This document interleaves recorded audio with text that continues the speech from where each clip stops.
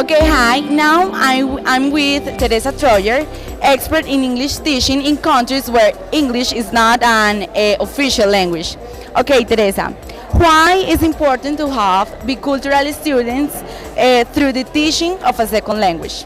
Carries our identity with us, and so when we add a language, we also become a new person in a way. So of course there are reasons to learn a language that are economic reasons for work or for travel, but more importantly is that you learn about other people and you learn a lot about yourself, even more importantly in the process.